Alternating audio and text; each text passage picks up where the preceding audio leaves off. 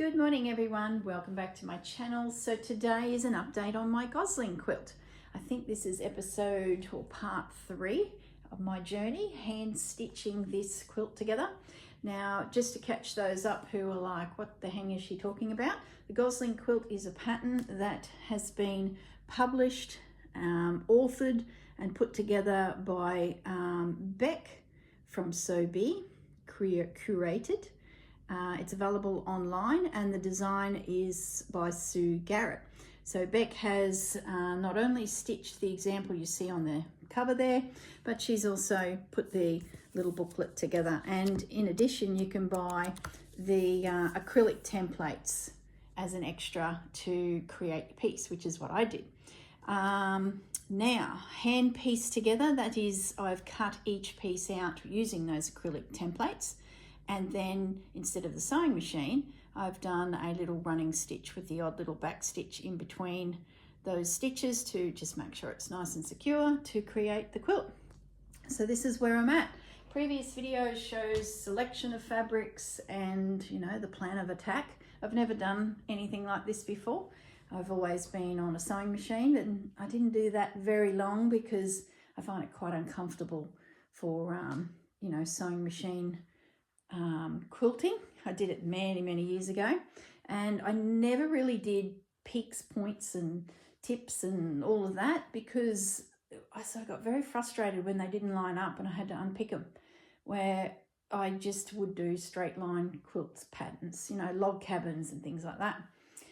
And I always had embroidery within them. If anything, I deleted some of the pattern to add embroidery because that's sort of my thing. So when I saw this, and I thought, you know what, I'm going to have a go at doing it by hand. Then I can control all my points, and I'm so pleased with it. I'm really happy with the way my points have come together on pieces. There's only been one that I actually unpicked it because it was just way out of whack. And I think it was this one down here. That little edge there was just all out of alignment. And I think it's because I was chatting to my husband and watching a show at the time that I just missed that, it was probably 3 mil that it was out. And then that, as you move along, that whole edge became 5 mil by the end, and it was as obvious as anything. So that's the only one I've had to unpick. I guess the hint there is just take your time. Lots of pins, get everything as tight as you can to the, you know, nestling of it all in, nesting your seams and all of those technical terms. And it's come together. So I have left to do 3 large hexagons. So there's one to go there in the middle, of course, one up there and one down on the corner, which then, the next big decision, there are triangles, which is a combination of a couple triangles to piece it together that connect all of these hexagons. So you can sort of see up in this region where, is my finger in the right spot? See that there? That's one of the triangles I'm talking about, and another one there, and of course another one there. So those triangles are made up of smaller triangles, which are yet to be put together. And all of the way through, I've been very undecided as to what colour scheme I would use. Now, I've had these here on my desk the whole time. I did have red out at one stage, but I put it away. But just before I filmed this, I actually pulled it back out because now I can see the quilt in more of a bigger view. I've brought those reds back out, and I've got a really bright red. Well, it's a burnt bright, a bright, and then more of a burnt red. So there's 3 colours there. And up here, 2 blues, and then this aqua. So this guy, he's been out also from day one, but I've actually already eliminated him because when I started laying that fabric in amongst all this, I've got a pale triangle already through the whole piece, and I think it would distort the, I guess, the image. So that guy is out. Where's my assistant? Does anyone have assistants when they're filming? I don't. Fudge, would you mind getting that piece and just pulling it out? No, he's in bed asleep. He doesn't care. So that's where I'm at. My container is empty bar the threads that I need to finish the embroideries. Now remember French General in there, they need to be embroidered, and I have left that to the very end because at the time I couldn't decide if they were going to be all blue stitching or be a combination of the colours you see in the tin, a darker red, a pink and a paler blue. So they would be quite busy if I stitched all of those colours, or I just leave it as simple blue.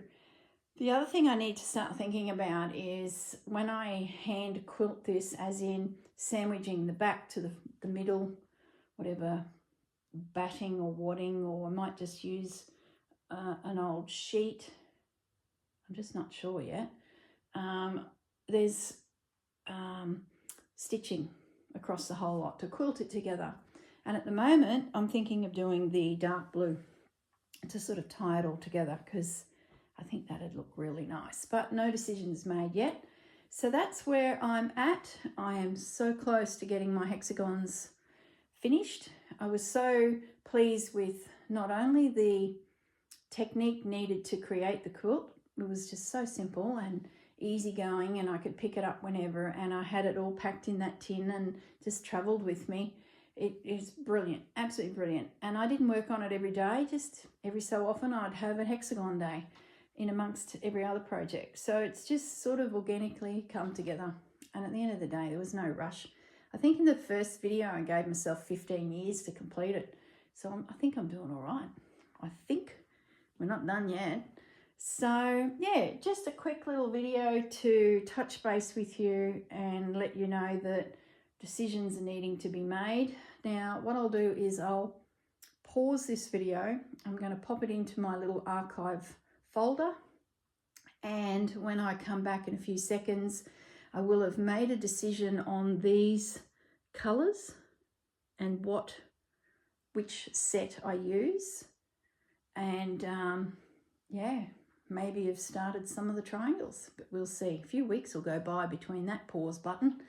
All right, guys, look after yourselves. Well, no use saying goodbye because I'll be back in a second. So, all right, I shall pause the video. Hello, I'm back. So a couple of days have gone by and all my pieces are stitched.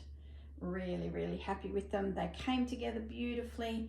The only ones that were a bit tricky were when I used old fabrics. Sometimes the stretch on them was a little bit different to the quilt fabrics. So that'd be my only concern there. And most of them had probably an old one in amongst it. So a little bit on the wonky side, but I just took my time, made sure my points and seams were lined up and it seemed to come together. So my next big decision is the fabric that joins them. So I'll just go and grab some fabricy bits that I've sort of pre-prepared. I do not know what I'm going to do yet with them, but I just wanted to, show you some options that I'm considering. Won't be a moment. Okay, I'm back. So if you remember earlier in the video, I had some fabrics lined up to the side of the quilt that have been sitting there for a few days. I had a cluster of reds and a cluster of blues, and I just could not make up my mind. And then this morning I was like, well, let's combine blue and red. And I don't know if I like that idea. So then I went back to just cutting reds as well as a different red. So look, at the end of the day, I don't have enough blue fabric, so blue's out. I didn't want to buy blue fabric. I want to use what I've got. And I find that if you use a dark blue, you need a white pen to show your lines up, and I don't have one. And I don't really need one. So that helped me decide that that's my main color for my points. So what I'm going to do, I'm going to lay these down. I'm going to use the camera to tell me what's the final decision. And I want to show you some different combinations. Okay. And then here is with the blue. So you only need a couple of the little blue guys. The other thing I've got to consider is how much fabric I have of everything too. So I've been doing a bit of rough math and Math is not my strong point, so I do hope. I'm going to put that red on top of the blue because I just feel like it's going to be quite domineering, that red, so I want to show the fact that it will be. So that scenario is my red, which is like a burnt red, as my peak with the blue. So I don't know. I think the question for myself is, how dominant do I want my points to my hexagons, my big star? And I just feel like that blue blends it a little bit, which makes it very much like the rest of the quilt. And you may not notice it, where with the blue stars that are in every hexagon, you can see them. So then I went looking at some other red fabrics, and I had this guy. So let's just piece that in. Of Swiss cheese, so much fabric, I tell you. But that's what it is when you're not sure. So there's a red point, and I really like that. So that eliminates the blue. Looks really good on the camera too. The only thing I'll say is that red is quite fresh, but it sort of picks up that guy. He's quite fresh, yet there's other reds around that are nearly into the burgundies and into the pinks. So it's not like I'm stuck in a colour palette. So I'm just thinking, guys, just not sure. Now the last little triangle I've got is this tilde fabric, which I believe appears somewhere in the quilt, but in a different colour. Yeah, it's over. Oh, you can't see it. There's one up there, which doesn't matter. That's a pinkier one. This is more of a dirty red. So there's that one there. So that's my third option. That certainly blends with the quilt. But do I like it? See, I've got too much of the pattern showing. Let's just push that back a bit with the red, because at the end of the day, it's just a slither of colour we see. So that's it there. It's just a hint. Decisions. It certainly matches the quilt. The other red is very Christmassy. So I think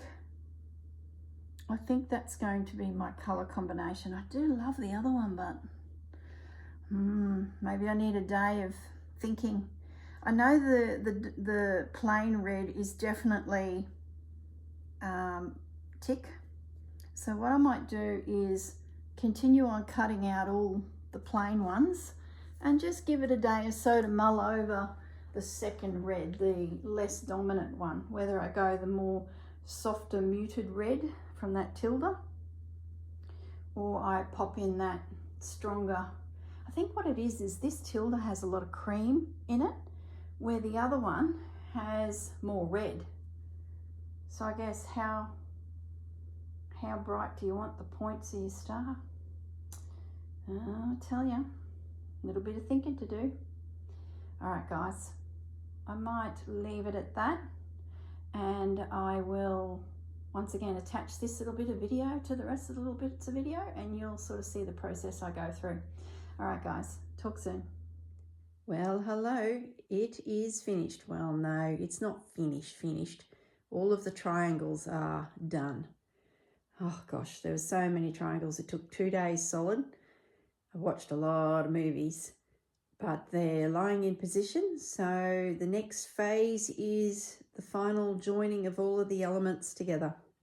So I'm on the home straight. Really, really love it. Absolutely beautiful. So I'll just zoom in a little bit more. It's just gorgeous. It's come up really well. Really, really happy with it. I think if I did it next time for something different, I wouldn't make those big triangles so dominant in a colour, I'd let them merge into the quilt, and then I think you'd get completely different quilt again. It's so fun. It's amazing how colour plays and what you can achieve with it. So, all right, guys, I'm going to say goodbye now and enjoy your day. See ya.